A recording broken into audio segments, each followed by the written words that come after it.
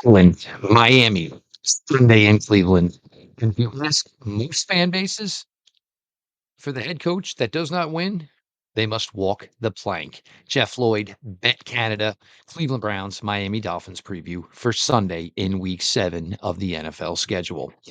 First things first, the rarity and the oddity of this game, two left-handed quarterbacks from the state of Hawaii. Very, very strange in the NFL indeed.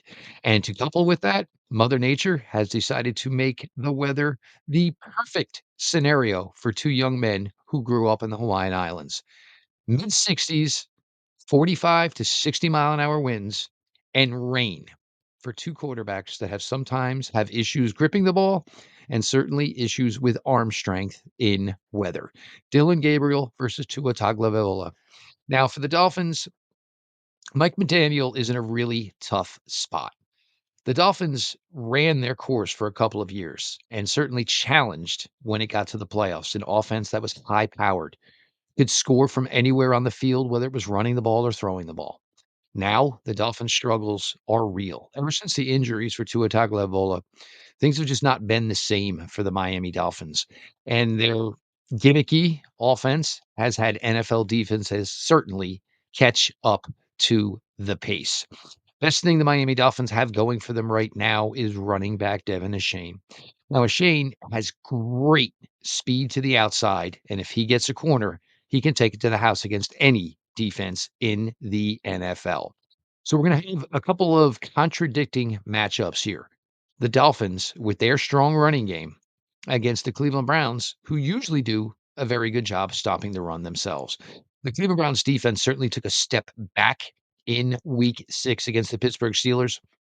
Pittsburgh Steelers put together a game plan to basically take the quickness and the overall winning at the point of attack away from the Cleveland Browns defense. And they ran on them by using 2 tight end sets, 3 tight end sets, extra linemen, anything they could do to make it a heavier matchup in the offensive blocking versus the defensive blocking. The Pittsburgh Steelers certainly tried to take an advantage of that and succeeded.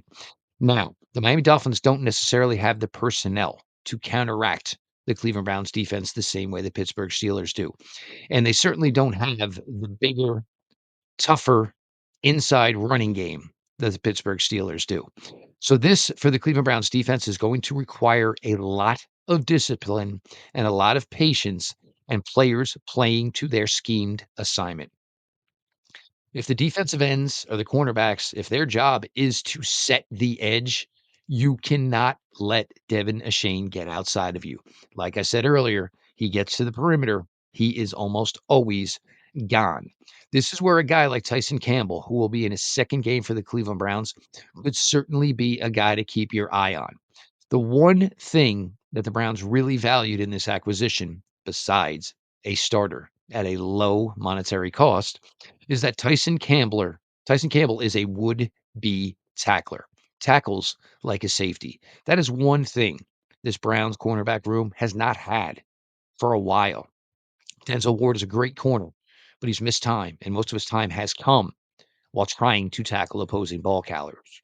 Greg Newsome, same type of scenario. Not Greg's best MO. Greg was better getting runners after the catch, getting to the ground. Greg Newsome against the run game certainly had his issues. Even Martin Emerson, who's currently out for the year with an Achilles injury, would sometimes, with the size of his body and the length of his body, would get corkscrewed by many opposing ball carrier. Tyson Campbell, in just one game with the Cleveland Browns, has already shown that he is a corner that Jim Schwartz will love and that a defense needs. It's not often that you have a cornerback near the top of the tackle charts for your defense, but that is exactly what Tyson Campbell brings to this Browns defense.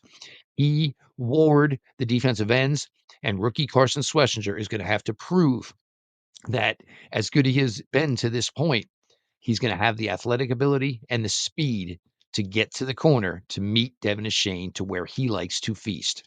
The Browns offense, the best thing going for them right now is their running game and rookie running back Quinshawn Judkins. Pittsburgh Steelers took that running game away in week 6. Browns absolutely need Judkins to get going to have any success. You've got to keep rookie quarterback Dylan Gabriel ahead of the sticks. Judkins is that guy and is capable of that, certainly against a Miami Dolphins team that is currently 32nd in the league against the run. So if I'm the Browns and you had to abandon your run game last week because that's the way the game scenario went and the score went, that you just didn't have a choice. If I'm the Browns, I am pushing the pedal to the metal to make sure I get Quinshawn Judkins over 10 carries. Heck, I'll get 10 carries for Dylan Sampson. I'll get 10 carries for Jerome Ford. I'll bring Raheem Sanders off, who usually is inactive for game day.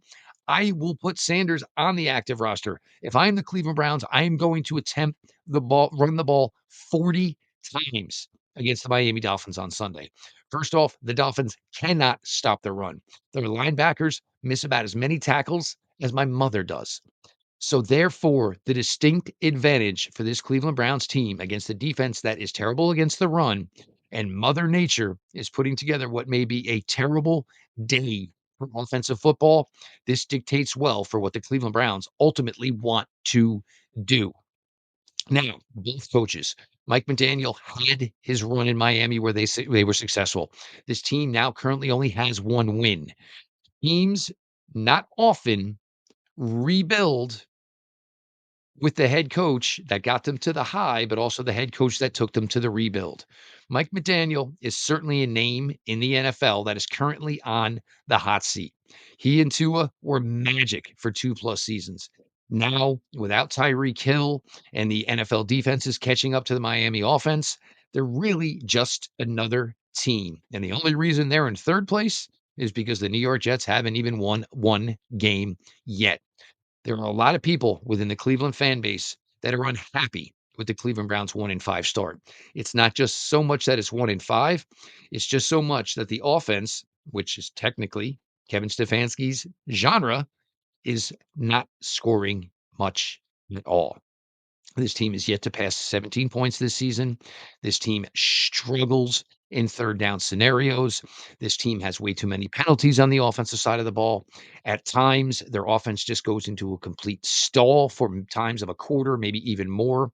I don't know whether or not Kevin Stefanski is necessarily on the hot seat. And yes, the Cleveland Browns are playing rookies on the offense everywhere. And yes, that will give you time for them to improve, but they've been playing these rookies since week 1, and the offense is not improving to this point. So, if that's gonna be the case that you're going with all this youth, the youth needs to improve. That is just so much on Kevin Stefanski as anything else is.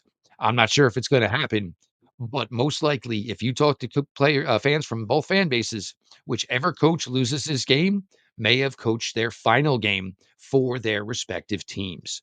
Jeff Lloyd, BetCanada, like the video, leave a comment, and of course, subscribe to the channel, and we will talk to you next.